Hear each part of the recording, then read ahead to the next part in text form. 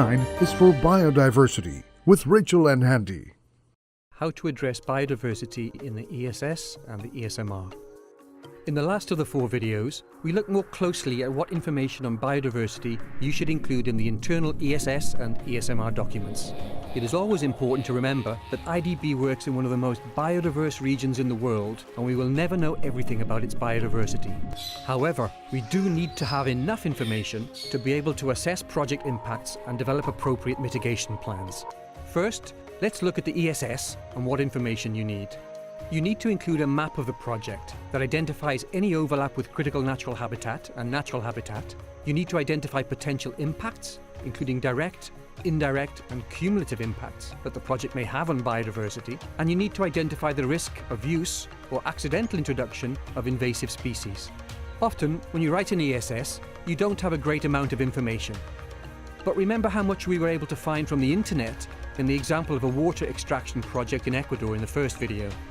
There's a lot out there to help you with this stage. Also, this is now your chance to identify any areas that you feel will require additional studies. Perhaps a better baseline of species, studies on individual threatened species, or a better understanding of the impacts. At this stage, it is also good to think about potential strategies that will help compliance with B9, not just the red flags.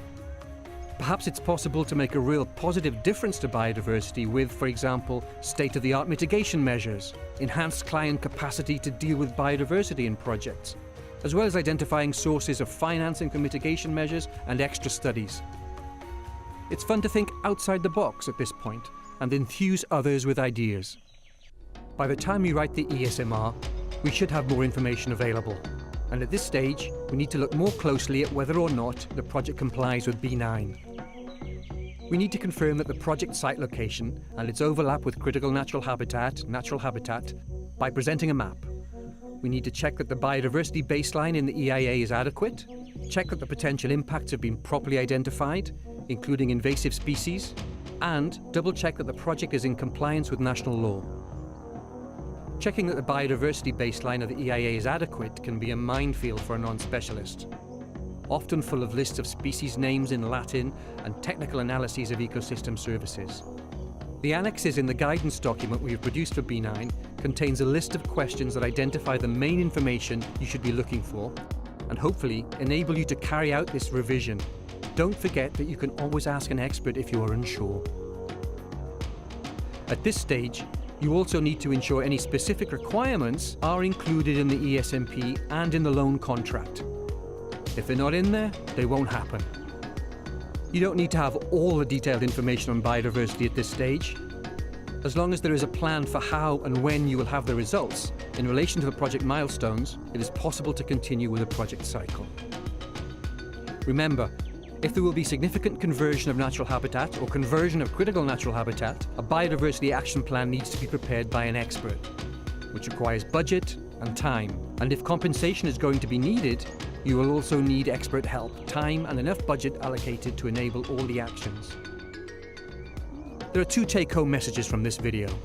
First, if you think there is a chance that the project will not comply with B9, flag this as early as possible.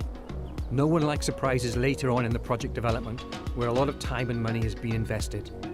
Discuss the issues with a team leader and within ESG to look for alternatives and define a strategy that will help the project go forward, minimizing impact as much as possible. However, don't forget that there are cases where a project cannot be funded.